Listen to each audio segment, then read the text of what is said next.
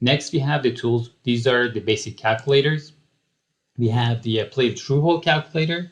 As long as you have the hole properties, board properties, and thermal profile, you can click compute, and we will give you the number of cycles to failure for that specific component. This is very handy when it comes down to early design stage of your project. You can use this calculator to calculate the number of cycles to failure. We do have the similar calculator for solder fatigue. Again, you have a bunch of properties you need to fill in here. And then once you click compute, it will give you the cycles to failure, stress, and strain energy.